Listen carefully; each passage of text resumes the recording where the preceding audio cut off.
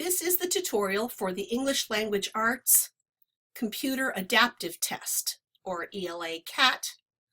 I am going to lead you through the 5th grade version, which will give you an idea of how all the grade level Ela Cat tests work. Remember, this tutorial is not about content.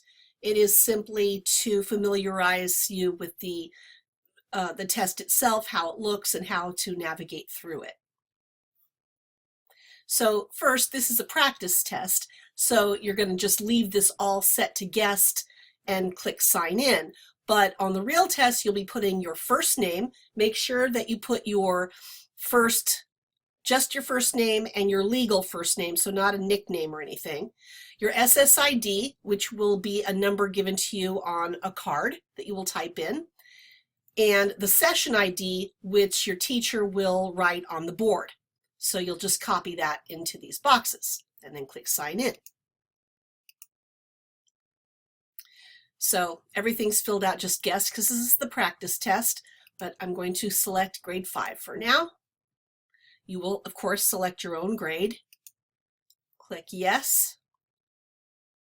We're going to select the grade 5 Ela Cat practice test. All of these are accommodations or settings that will have been set beforehand for you, so just leave them the way they are and go down here at the bottom and click select.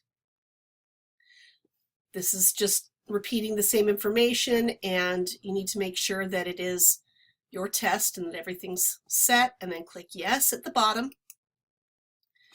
Click here to play the audio sound.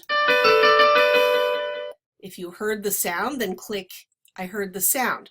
If you did not hear the sound, then click I did not hear the sound and then raise your hand and let your teacher know so your teacher can figure out what the problem is and fix it, or else set you up on a different computer. Instructions and help. Your teacher will go over these with you while he or she is reading from the manual. So go ahead when it's time, when you're instructed, and begin tests now. Okay, so what happens on the Ela Cat test is that you're given passages to read, and then you're going to answer some questions about those passages. Okay, so first of all, I'm going to go over the buttons and how to navigate through the test. Look up at the top. You see here that there's a zoom out and a zoom in button. If you zoom out, it gets smaller. Nothing's happening because this is as small as it gets, but you can also make the text bigger. Okay, and so now I can zoom back out again. So that's what that is for. Pause. The pause button is what you need to push if you are ever going to leave the room. And you have the right to decide whenever you need a break. You don't want to push yourself through any of these tests when you feel like you're too tired, or you've lost concentration, or you're not feeling good. You want to do these quizzes or these tests when you're feeling at your best. So if you need to go to the bathroom, if you need to get water, or just if you need to take a break, you're going to click pause. It says, are you sure you want to pause the test? Ask your test administrator before pausing your test. So you are going to ask the test administrator, which is usually your teacher, if you can pause. You will be told yes, you can. You'll click yes, and notice it logs you out. So this is for your own test safety, so that when you're out of the room, nobody else is able to do anything to it, to touch it or mess with it or anything. So when you come back, you'll click sign in.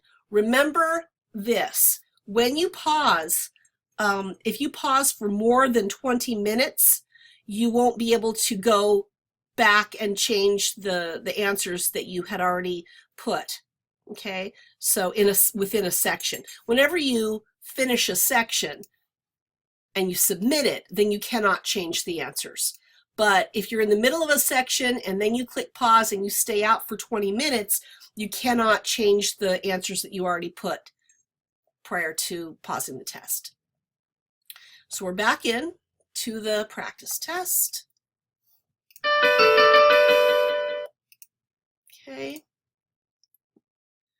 So here's how to do the best you can possibly do on the English Language Arts Computer Adaptive Test.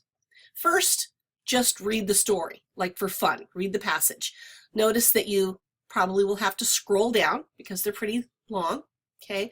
Notice that there's this button here and you can expand either section.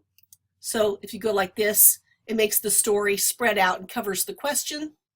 And then when you're doing the questions, you can do the same thing. You can make the questions bigger. So it just lets you see everything on one screen. Okay. So first, read the whole story or article. Then go over here on the other side and read the questions. Okay. And don't really think about the answer to the question yet. Just read the questions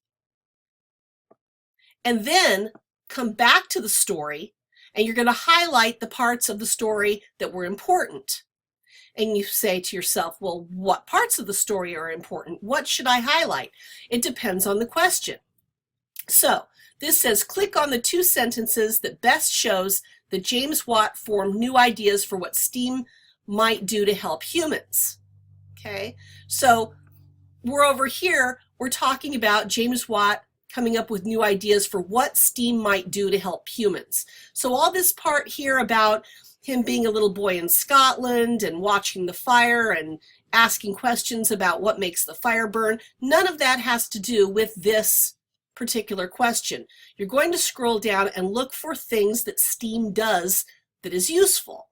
Not making things rattle, that's not useful. You're scanning now. You already read the story, now you're just scanning and looking for this particular information, anything that has to do with that. So coming down here and right here, harnessing that power, there's no end to the things it might do. Like what? Lift weights, turn all kinds of machinery. Now I'm holding down the mouse button and dragging over this information. Draw our wagons, push our ships, plow and sew, spin and weave. These are all things that STEAM could do. Ideas for what STEAM might do to help humans. So I drug over this part that has to do with that. It's now highlighted in blue, but if I click off it, it will unhighlight. What you need to do to keep it highlighted is drag over it, and then either you can go up here to the 3 lines, click that and highlight, okay? Or I'm going to undo that. Now notice that I'm going to come up here and reset highlighting. Be careful. Never click reset highlighting if you don't really want to start over, because everything, all your highlighting, even if it's in different places, will go away. The other way to highlight is to drag over the information you want to select, right-click anywhere right in the middle of the selected part, and then click Highlight Selection. Okay, so now, again, you come over here, look at the question, you've found the information that has to do with it, and now look through here, and there it is. Click on 2 sentences that best show how that James Watt formed new ideas for what STEAM might do to help humans. Okay, here's the 2 sentences. That one and that one. And there it is. Now, I click those 2 sentences. You cannot go on to the next question unless you pick an answer, unless you do something here. If you're ever not sure of an answer, if you're struggling with something, don't stay too long on one problem. Don't waste a lot of your time trying to figure out a problem, and then you're just going to get tired and frustrated. The next problem might be a lot easier. It's not like it's going to get harder. It doesn't work that way. So what you're going to want to do is get done with all the easy problems first, and then come back at the end to the ones that stumped you. So how do you do that? First, like I said, if you don't pick anything, if I undo this, can I undo it? Okay, I'm just going to go backwards. No, I can't.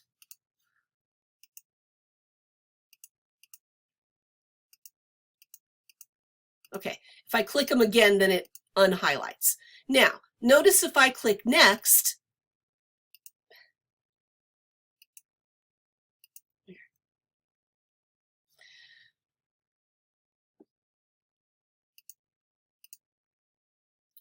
okay, so if you want to come back at the end to look over a problem and take more time, then what you're going to want to do is come right here to these 3 lines, click, and then that little flag, mark for review. You click that, and then you see right here it kind of folds over the way a book looks when you fold over a page to hold your spot. It'll do that, and then you'll see when we get to the end of this that you'll be able to go back to this problem. You can go back to any of them, but this will remind you that this was one that you were struggling with. But remember, you have to pick something in order to go to the next problem. So now I'm going to click next.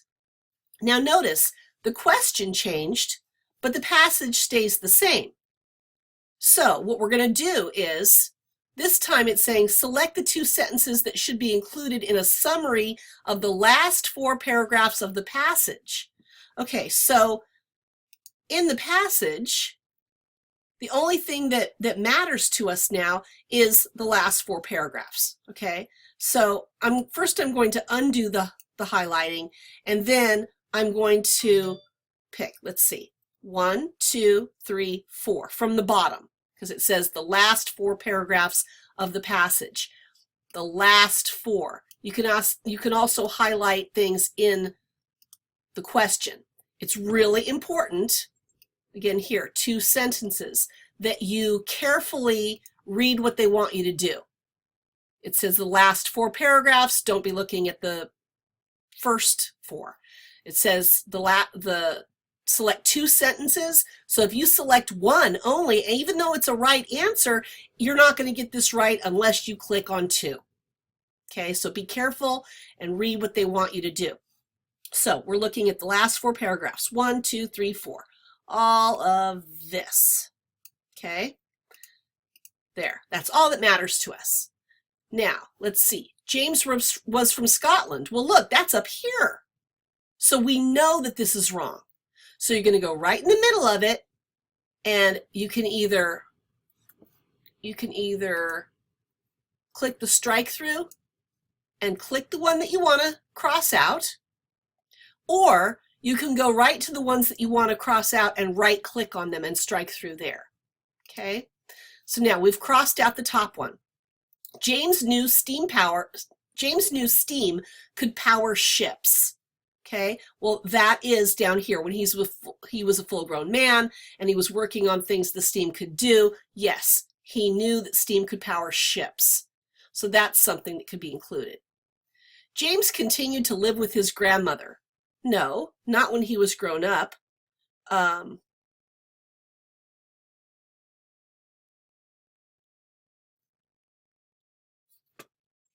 Okay, let's look at the other possibilities. Always read all the possibilities. Don't just pick the first one that sounds good. Read all the possibilities, all the possible answers that you could choose, because sometimes you might think the first one you read is a right answer when really there's a better one after it.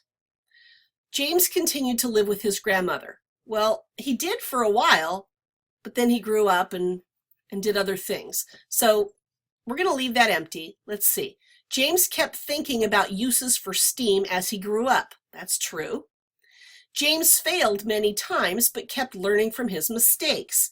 It does say that right here. He failed again and again, but from each failure, he learned something new. Men laughed at him. How ridiculous, they said, to think that steam can be made to run machinery. But James Watt persevered, and in the end, he was able to give to the world the first successful form of the steam engine. Well, look at this last one. James felt badly when others laughed at his experiments.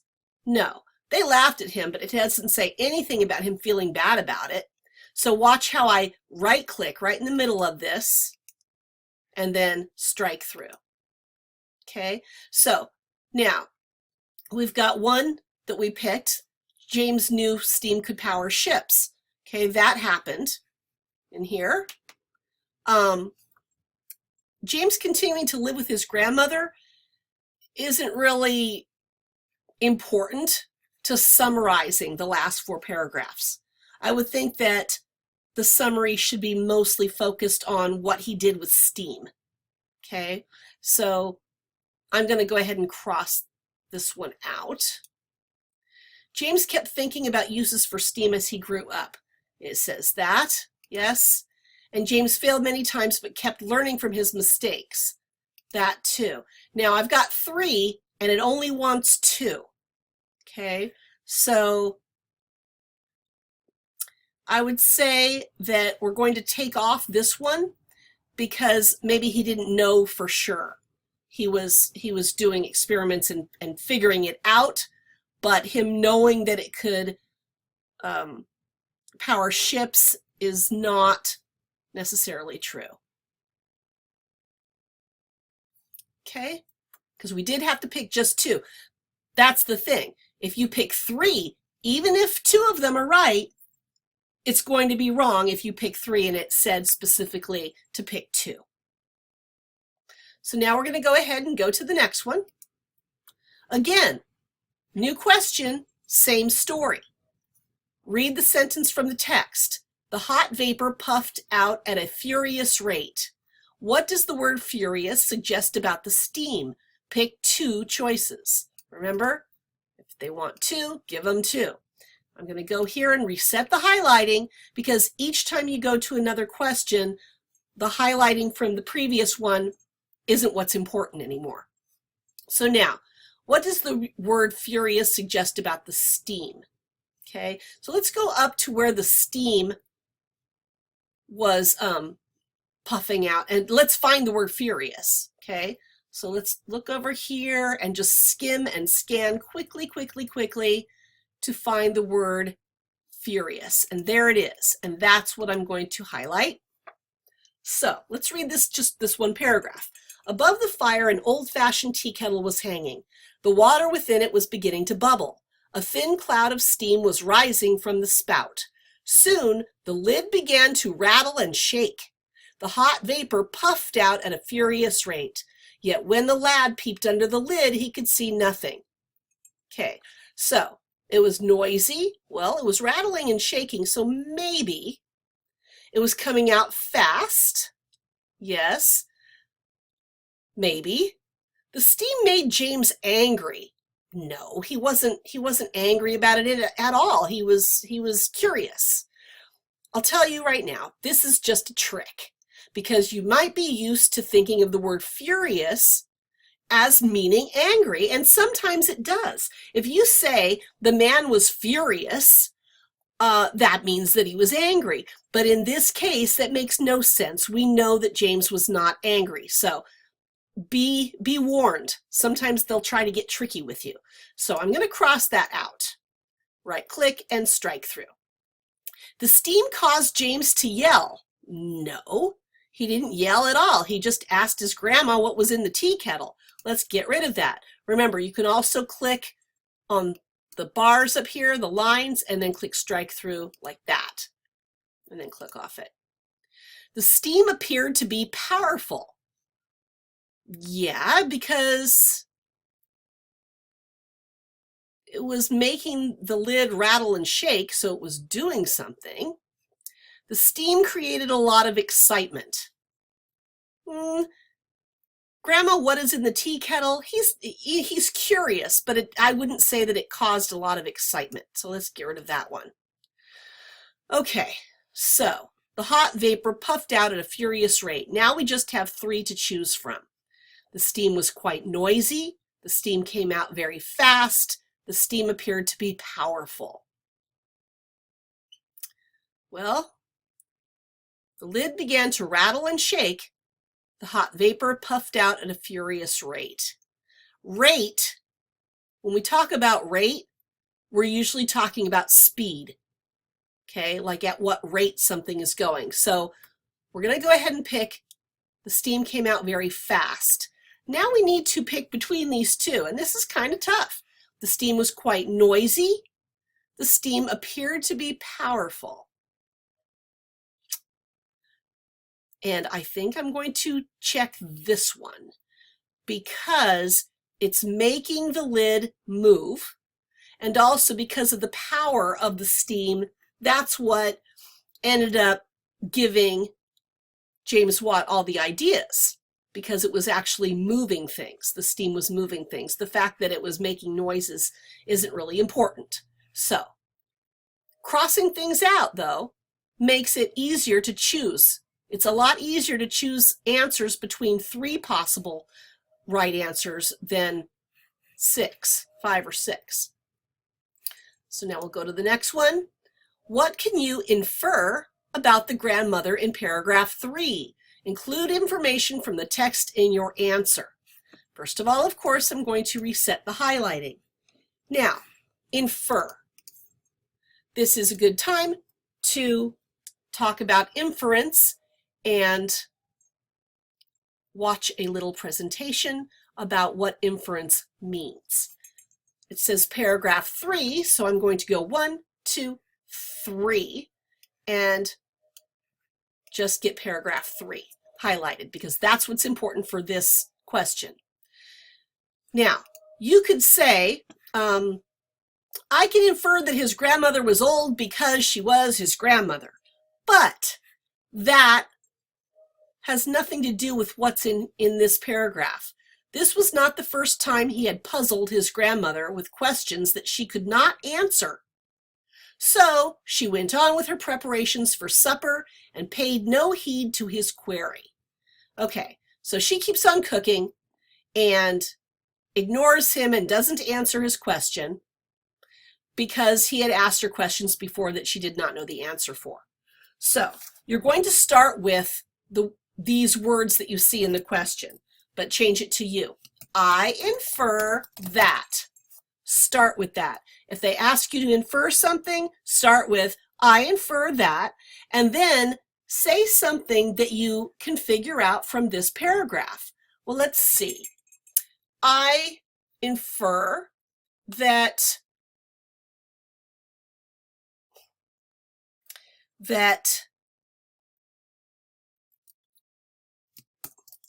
James's grandmother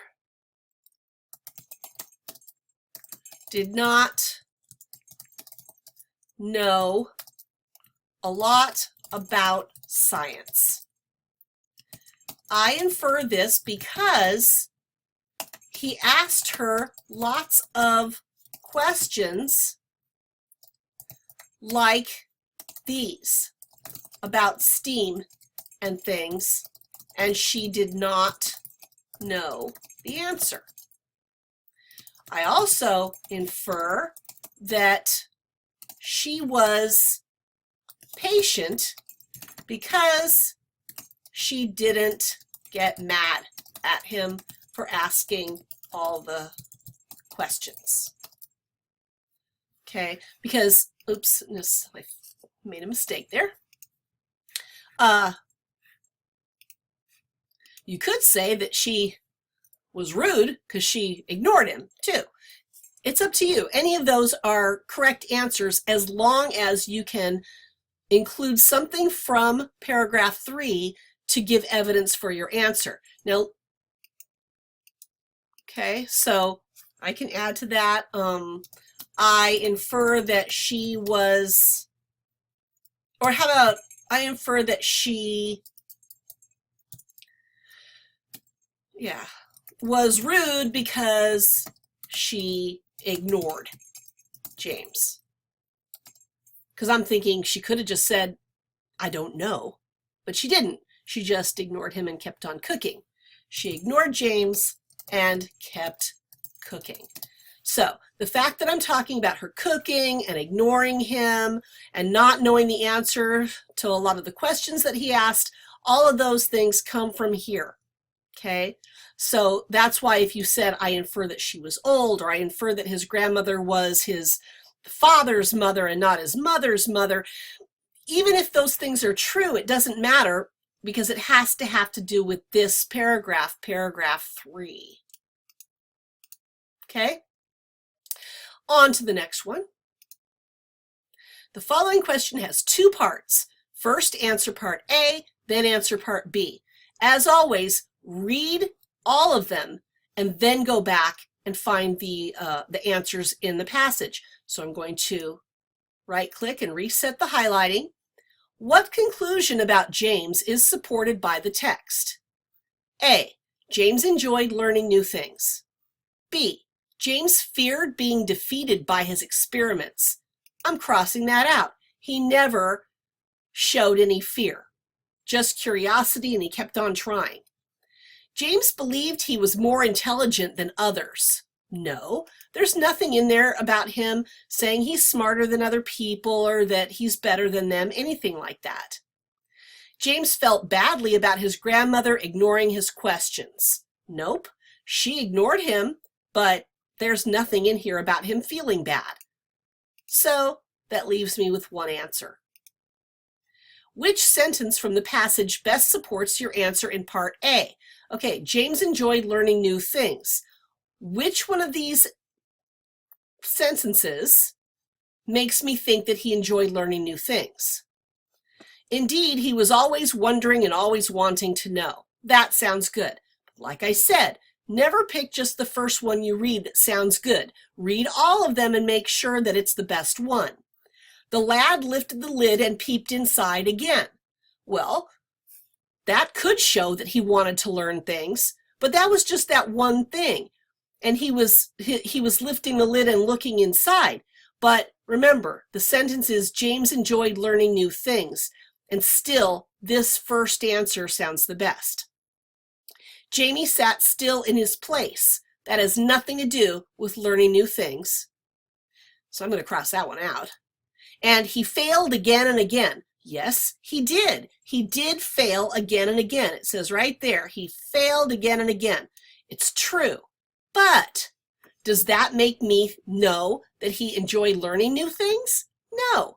The best answer is this one. Indeed, he was always wondering and always wanting to know. Next, how does the first paragraph affect the plot? Select two choices. Remember, they want two, give them two. I wanted to highlight that. Highlight. Okay, so the first paragraph, I'm going to highlight just the first paragraph.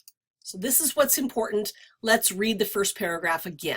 Okay, first paragraph, that's what we're looking at. A little boy from Scotland was sitting in his grandmother's kitchen. He was watching the red flames in the wide open fireplace and quietly wondering about the causes of things. Indeed, he was always wondering and wanting to know. So why did they even put this in here? The story is mostly about James Watt developing and inventing these great new inventions. So why did they put this paragraph here about him being a little boy in his grandmother's kitchen? It introduces the main character. Absolutely. Okay, but still, I'm going to wait. It gives an idea of the age of the boy. Does that really matter for this story anyway? It says a little boy. It doesn't even tell us what age he is. So I'm going to strike through that one. It gives details of the setting of the passage. It does give details about the setting here, but that's not the whole passage. In fact, it's just a tiny bit of the passage. So I don't think that this one is correct. It shows that the boy is curious about things. Yeah, he's a curious guy. Remember, they want two choices. So far, it sounds like the first one and the fourth one, it shows the boy is curious about things. Sounds right. It shows the boy is very quiet and thoughtful. Well, he's not very quiet. He keeps asking questions. It says he was always asking questions. This was not the first time he had puzzled his grandmother with questions that she could not answer. So, yeah, he was thoughtful, but he wasn't quiet. I'm going to take that one out of there. And then it describes the relationship between the boy and his grandmother. All of this top part sort of describes their relationship. But remember, we're talking about the plot of the whole passage. And these two go together. It introduces the main character and it tells what kind of person he was. Curious. So there's our best two choices. And next, read the sentence from the text. Day after day he thought about it, and evening after evening he sat by his grandmother's fireside and watched the thin white vapor come out of the tea kettle and lose itself in the yawning black throat of the chimney. And they underlined yawning black throat of the chimney. I'll highlight that to make it even more stand out. What effect does the author create by using the phrase yawning black throat of the chimney? So think of a yawn and a black throat. It makes me think of a monster. It makes me think of a big mouth open, and it's black, and it's kind of scary looking. Let's see. It gives the feeling that steam is very important. No, I don't feel that. Can you see the yawning black throat of the chimney in your head? It gives the feeling that the chimney is very dark and frightening. That's what I think, okay? It gives the feeling of being tired and sleepy. No. It gives the feeling that the chimney is very large and wide and swallows the steam.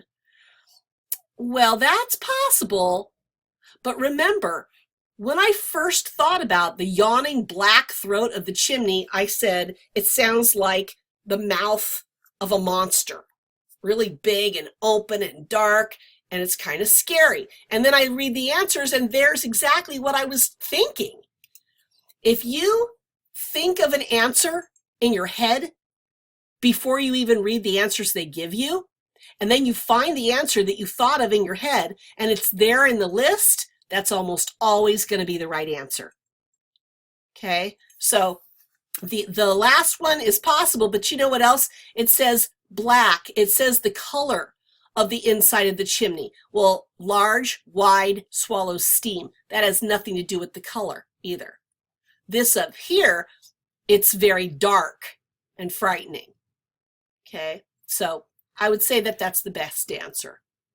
And next, now we've got a new story.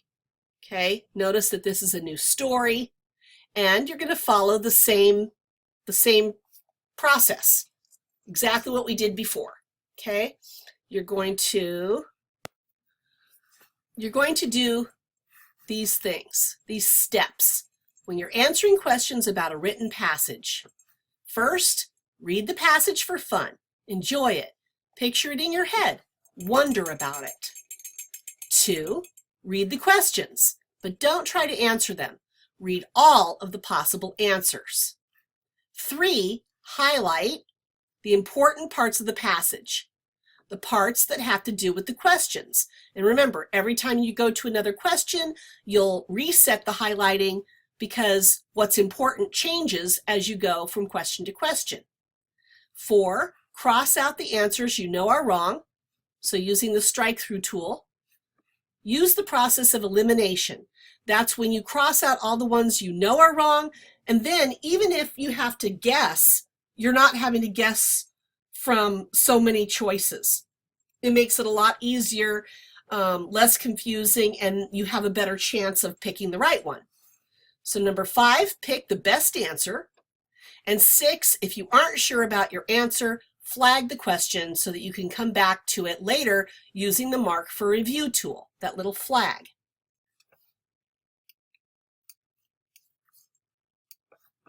So we're not going to do this next story because I've already gone through the process that you'll use. So I'm just going to go to the next one so that I can get to the end and show you what you'll see. Now you're seeing that I'm clicking through it. It's letting me go on to the next one, I guess, because it's a practice test. But even if you don't know an answer and you're going to look at it later, usually it'll say you can't go to the next problem. You can't go to the next number unless you pick something.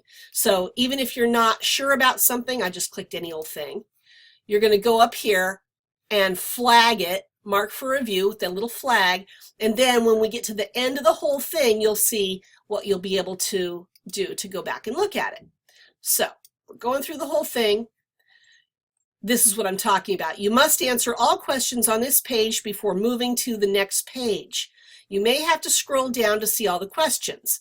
Questions that still require an answer, 8, 9, 10, 11, 12, 13, 14. So, I thought it was letting me go through, but it was letting me go through until I got to the end of the story, but now it's not letting me. So up here at the top, notice that these are problem numbers, and the only one with the check mark is the one where I just clicked and then marked it for review. I'm going to go back and just click anything for all of them. I'm not taking the time to read through them, but I have to make sure that they all have something marked, or else it's not going to even let me show you what it looks like at the end of the test. Okay, so now that I clicked something in all of them, I'm clicking next. Oh, I didn't do one for number 9 down here. Okay, end of the test. Okay, now this kind shows a student is writing a report about quilting for social studies. Read the 2 paragraphs from the draft of the report and complete the task that follows.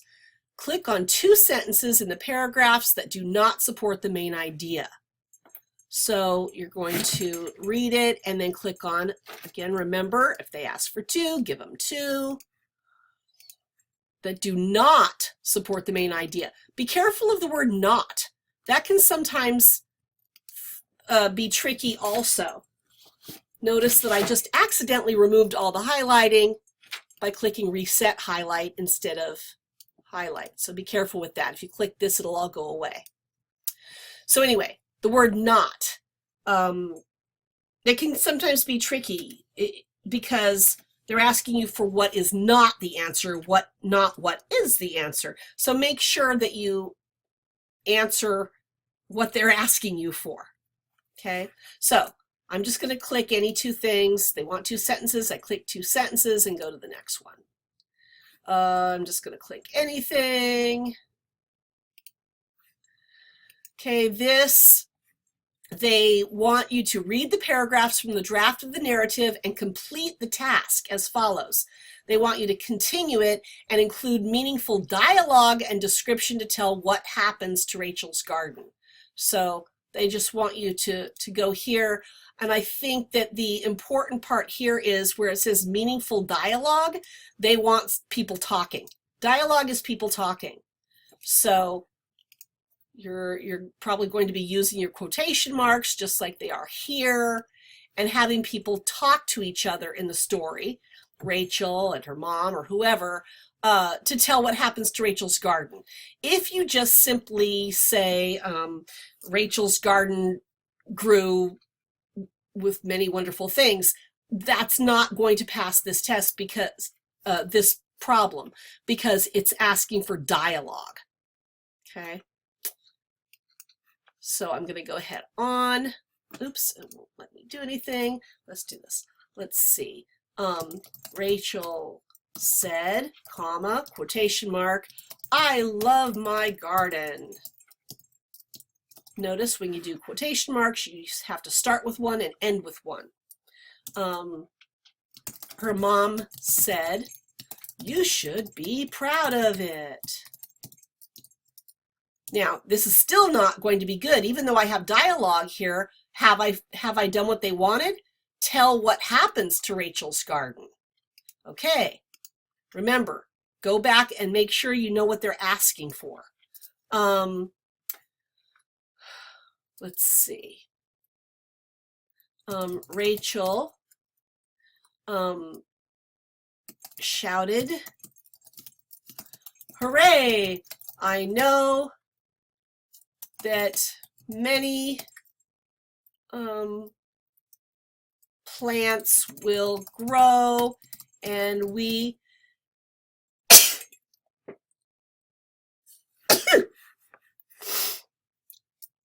will,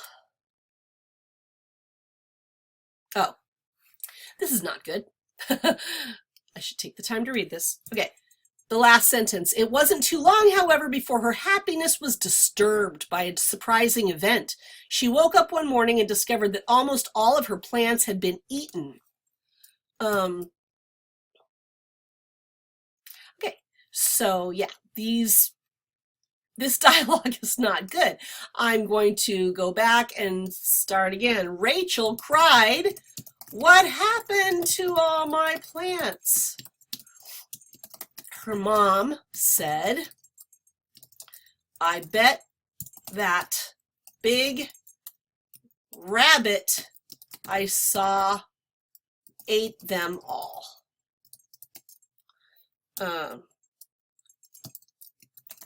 Rachel looked sad. She said, I think we need to get a dog to scare rabbits away before I plant more plants. Okay, so now we know what happened to her garden, and I told what happened to the garden by typing dialogue, people talking back and forth to each other.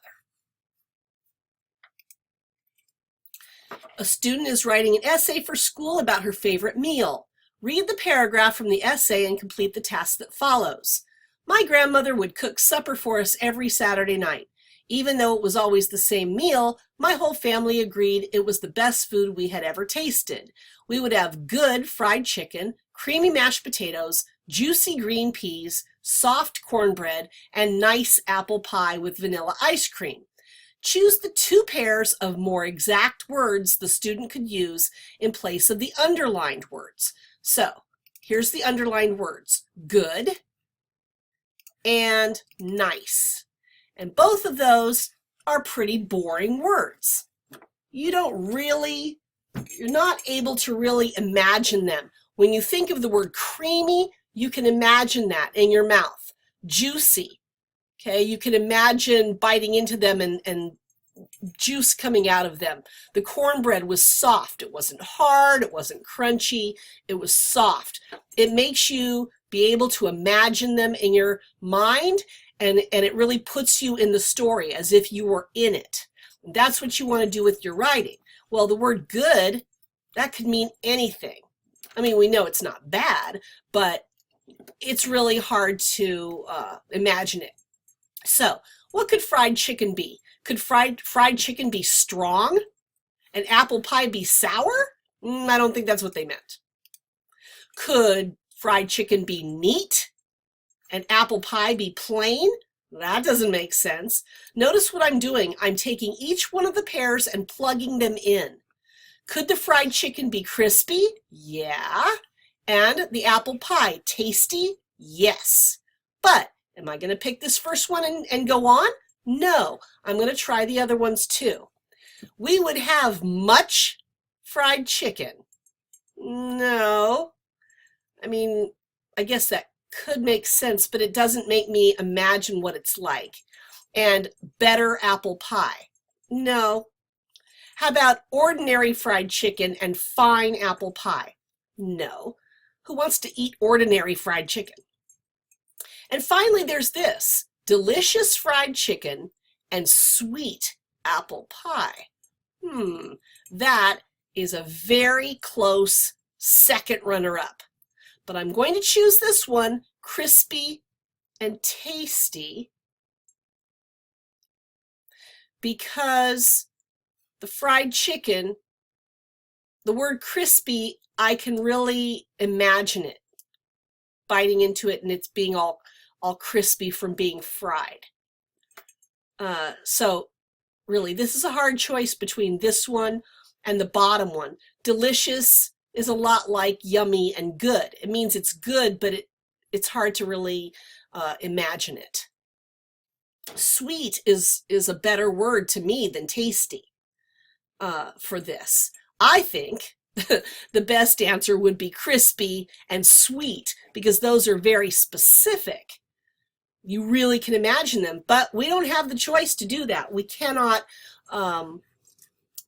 change things or anything. Now, here's an example of a problem where you might think that and say, well, crispy and tasty and delicious and sweet, crispy and sweet would be the best choice. And that's true, but you can't ask the teacher what to do or say, hey, this doesn't make sense, or hey, the best answer isn't there. The teacher can only say, do your best. So what would you do in this case? where you disagree with the people who made the test and you're thinking, well, they didn't even give the best answer possible. Right here, see that little comment speech bubble? You're going to click there if you want to say that. And then here, no comment, you're going to click here, and look, they let you tell what you think. If you ever, nothing's perfect, nobody's perfect, so it's possible that you could find a test question where they made a mistake. We are not allowed to do anything about it right now in the middle of a test. But you can mark it here, and I'm not sure, but if you're correct and they were wrong and they go back and check it, they'll probably, not mark you wrong, even though there was no right answer. But so what do we have? A grammar error in passage? No. Grammar error in question. So here's the passage, here's the question. No. Grammar error in answer choice. Misspelled word in passage. Misspelled word in a question. Misspelled word in an answer choice. More than one correct answer. Or no correct answer. I think it's that one. I think there's no correct answer because I don't like the word tasty and I don't like the word delicious because neither one of them are very specific. I feel like both of those are correct choices.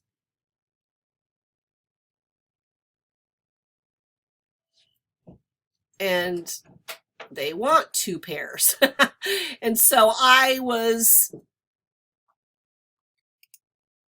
I'm recording. I am recording, but I realized that I couldn't tell you were talking to wait, somebody. I'm recording, but wait, so sorry. I realized that I did what I am telling you guys not to do. I wasn't careful. 2 pairs means here's 1 pair, here's another pair. So there is a right answer. Never mind this. I just figured out that that this is just fine. This and this are the 2 pairs of more exact words. Okay, but in the future, if you come across a mistake, at least you know where to go to comment on it. Remember, your teacher can't do anything about it. Down here, other possibilities, problem viewing the graphic. If there's supposed to be a picture and it doesn't fully open up and you can't see it, your teacher cannot fix that for you in the middle of the test. You can just go here and click that and then click save and close. There's also translation error. If you know that they translated it incorrectly from Spanish to English or English to Spanish, you can tell them that there was a problem. And where it says Braille, that's for if there's vision impaired students who read with their fingers, the bumps in Braille. And so they would click there if they found that there was a mistake with the Braille. So that's what you do if you find a problem where you're like, well, there's no correct answer at all. Or they want 1 correct answer, but there's more than 1. You'd put that and then you'd save and close it. But like I said, I figured out that they want 2 pairs, and this is 1 pair and there's another pair. Okay, so moving on to the next problem. Test item. Choose the sentence that is punctuated correctly. So punctuation, you're looking at capital letters, periods, question marks, commas. So you will be happy to learn, Ms. Smith, that you have won the contest. There should be a comma before Ms. Smith. You will be happy to learn, comma, Ms. Smith, because that's just right in the middle. It's kind of there's a pause there. You will be happy to learn, Ms. Smith, that you have won the contest. No, now we lost the comma over here. You will be happy to learn, Ms. Smith. No, there's the comma there, there's the comma there. There it is. Next, edit the sentences by clicking on the sentence that does not use the verb tense correctly. Mia asked her sister. In these kind where they want you to click the mistake, it's mostly helpful to read it out loud. Now, of course, you're in a room full of people, so read it quietly, but read it to yourself, sort of whisper. Mia asked her sister, have you seen my new book? I set it right here on the counter after school. Mia, I have not seen your book, but I believe that you probably put it somewhere and forgot about it, her sister explained. Mia frowned and replied, if I had put my book somewhere else, I would not have forget it. That sounds weird. I would not have forget it? That sounds really weird. And that's what I'm saying. When you hear it, often you will know that you'll hear the problem. You'll hear that it sounds weird, and you'll know that that's the one that's the mistake.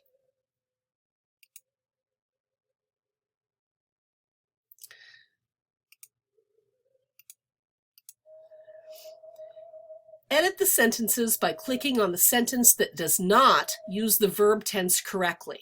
So in things like this where they want you to click the one that has a mistake, the best thing you can do is read it out loud to yourself and listen for what sounds wrong. Usually, even if you don't think you know the answer, your brain knows what sounds right and what sounds wrong. So you're in a room full of people, so you can't read loud, but sort of whisper to yourself and think about how it sounds, and you'll hear where the mistake is. Remember, they want the one that does not use the verb tense correctly. Mia asked her sister, have you seen my new book? I set it right here on the counter after school. When you do this, read slowly also, because if you read too fast, you might read it correctly even when there's a problem, even when there's a mistake, because your brain fixes it. So read it slowly. Mia, I have not seen your book, but I believe that you probably put it somewhere and forgot about it, her sister explained. Mia frowned and replied, if I had put my book somewhere else, I would not have forget it. That sounded weird. I would not have forget it. That's the one that's incorrect. So I heard that it sounds weird, and I know that's the problem.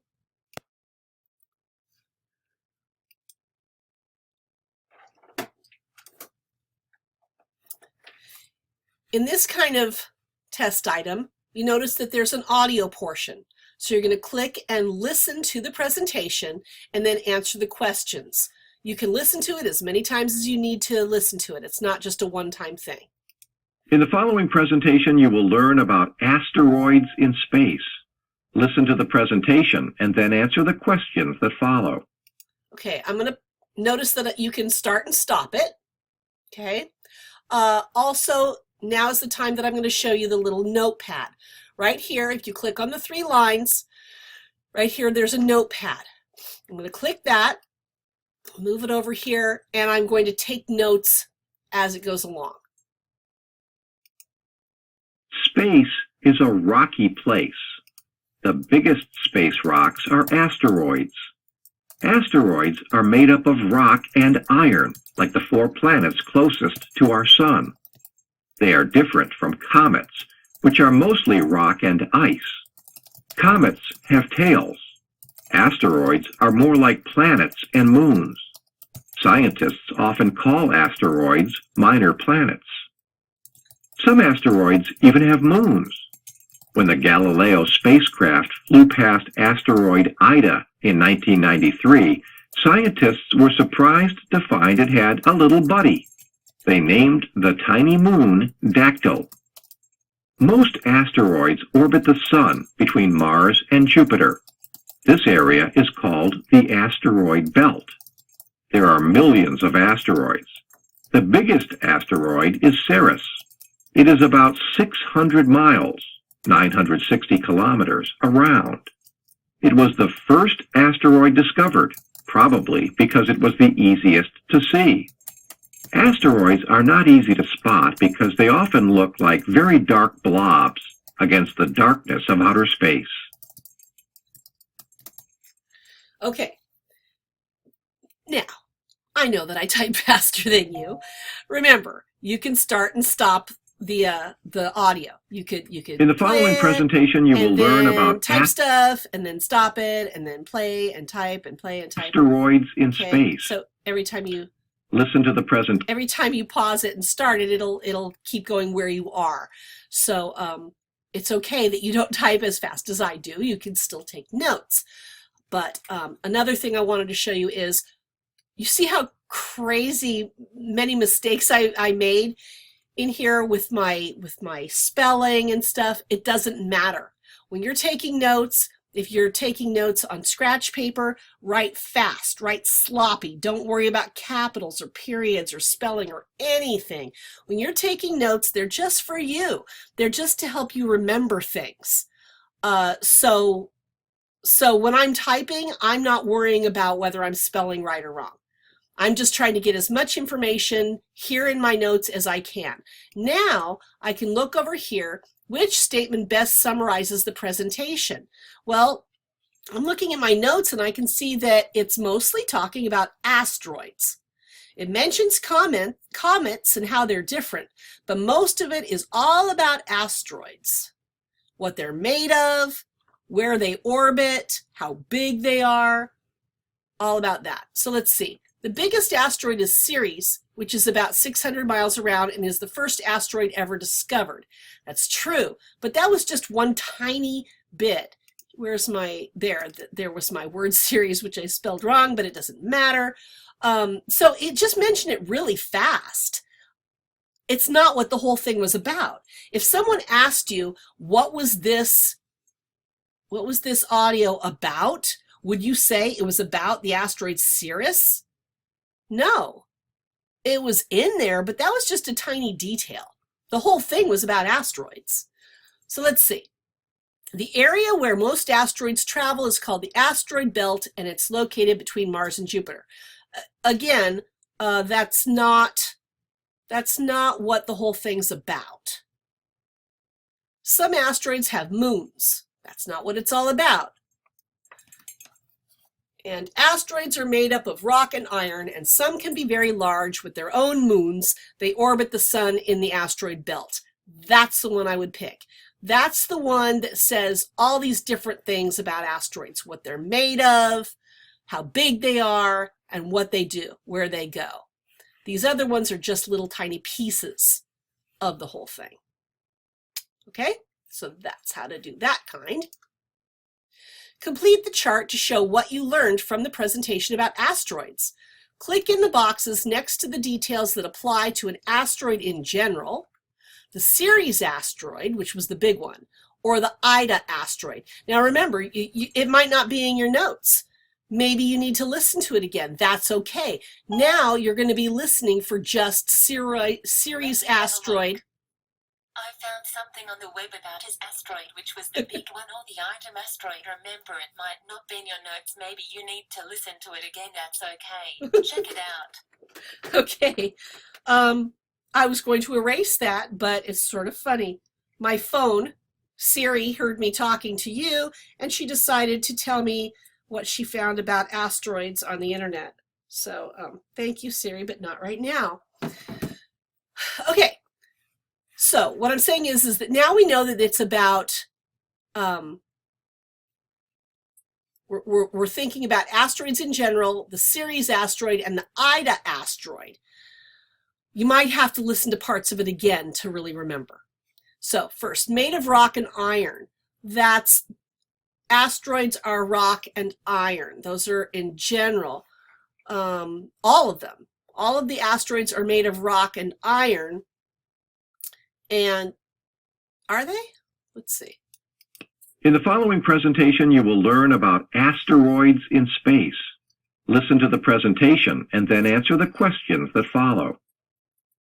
Space is a rocky place. The biggest space rocks are asteroids. Asteroids are made up of rock and iron. Okay, good. The reason why I played that back again is because I typed space, rocky, biggest asteroids, rock and iron. I wanted to make sure that it wasn't just the biggest asteroids that were made of rock and iron. It's all asteroids are made of rock and iron. So that means all asteroids, including Ceres and Ida. Has a moon. Do all of them have moons? No, some of them have moons. Look, some have moons. So not all of them. They did find out that one of them has a moon. Ida. Ida has a moon, and they named that moon Dactyl. So there it is in my notes. It was Ida that had a moon, not Ceres and not other asteroids. 600 miles around. Actually, I wasn't able to type fast enough, but it was Ceres because I did type 960 kilometers round. So I remember that it was Ceres that they mentioned how big it was. Often called a minor planet. That's what scientists call all of them. So all of them. Okay. And then orbits the sun. They all orbit the sun. All of them. Okay.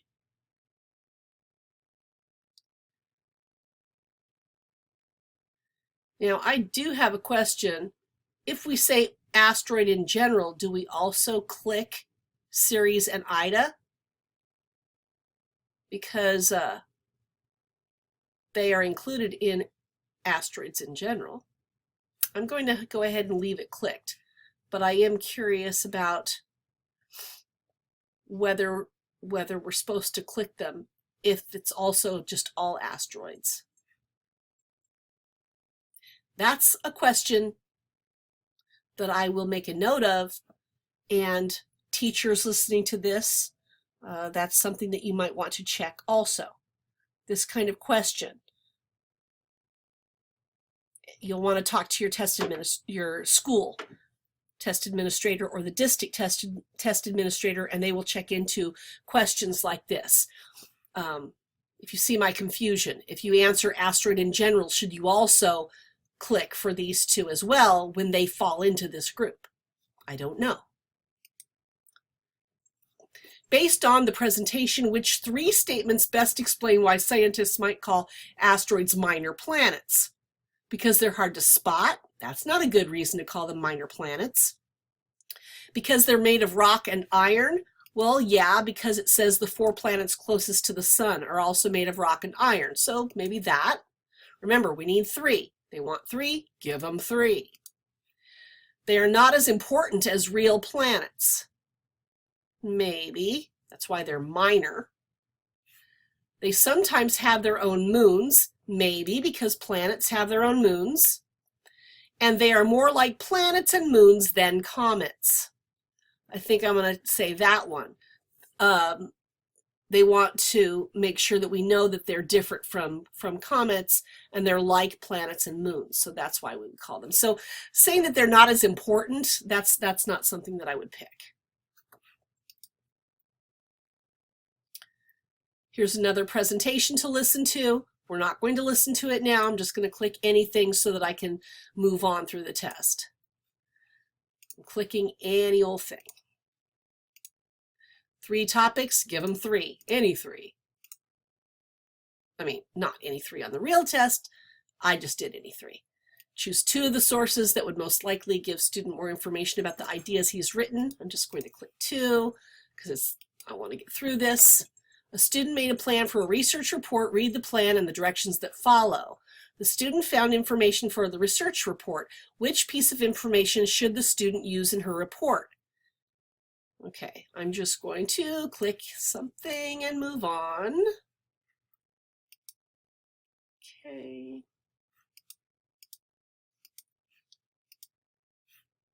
All right. When you get through all of the test items, you're going to see attention. Select the End Test button to review your answers. So you're going to click OK. Now, when you get done, this End Test button shows up. Okay, instead of just being the next or the pause, you'll see End Test. So you're going to click End Test. It says you have reached the end of the test. Click Yes to end your test. Click No to keep working on your test. So maybe you clicked it by mistake. Maybe you fell on your mouse and it clicked End Test and you went, no, no, no, I'm not ready. Then you would click No and be back here. But I'm going to go ahead and click End Test and then click Yes. And now here it says, you have marked questions. Review these questions before submitting your test.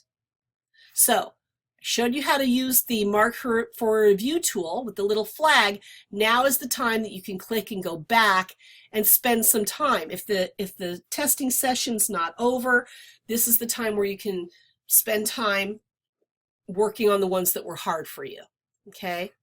And then you'll figure out what you want to put, and then you can still click End Test. You don't have to go through the whole thing in order to end the test, okay?